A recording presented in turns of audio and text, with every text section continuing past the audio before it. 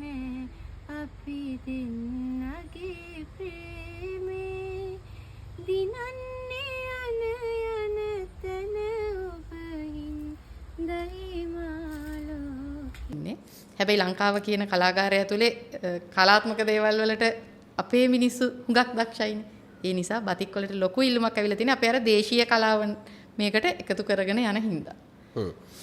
හරි මම දන්න දේ තමයි දැන් කෙවිස් බතික් ලර්නින් ඇකඩමි එකට සම්බන්ධ වෙන දරුවෝ ගැන කතා කරොත් දැන් කෙනෙක්ට හිතෙන්න පුළුවන් උසස් පෙළ අවසන් කරපු ගමන් ළමයි එනවා ඇති මේක ඉගෙන ගන්න කියලා.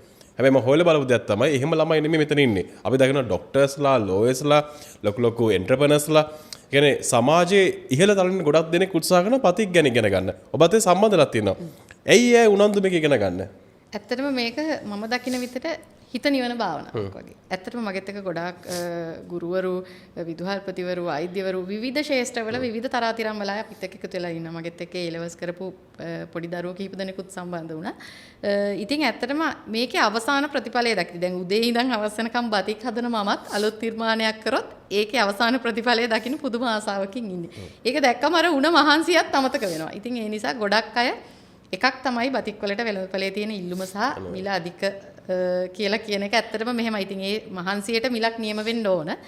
එතකොට ඒකෙන් යාලට ලැබෙන ප්‍රතිලාභය ගැන හිතලා. දැන් අද කාලේ විදිහට ආර්ථිකය ශක්තිමත් වෙන තරමටනේ අපිට ජීවිතේ සතුටින් විඳින්න පුළුවන්. ඒ නිසා තව ආර්ථික පැතිකඩක් තමන්ගේ ජීවිතේ විවර කරගන්න හිතාගෙන ව්‍යාපාර පැතිකඩක් සකස් කරගන්න හිතාගෙන අපිත් එක්ක එකතු වෙනවා. ඒ වගේම ගොඩක් වෛද්‍යවරු වගේ එන අයත් එක්ක මම සාකච්ඡා කරලා කතා කරලා බැලුවම යාලා නම් මානසික තෘප්තිය වෙනුවෙන්ම තමයි මේකට ඉගෙන ගන්න එන්නේ.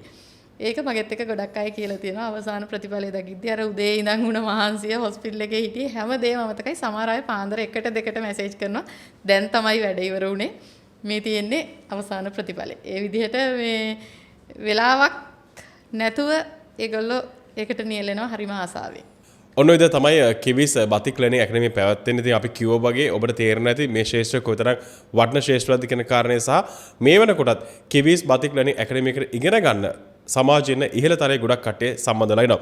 ඒකද තමයි මේ දැන් ඔතන දැන් සම්බන්ධ වෙන ගොඩක් දරුවන්ගේ අත්දැකීම් ඔයත් එක්ක ෂෙයා කරගන්න ඇතිනේ. විශේෂයෙන් අපි දන්න දෙයක් තමයි ඔබ කියපු දෙයක් තමයි බතික් ඉගෙන ගන්න ආපු දරුවෝ කෝස් එක ඉවර වෙන්නත් කලින් වැඩ පටන් ගන්න තියෙනවා. බිස්නස් පටන් ගන්න තියෙනවා. ඒ වගේ අත්දැකීම් ගොඩක් ඔබට ලැබිලා තියෙනවා. අපි ගැන කතා කරමු.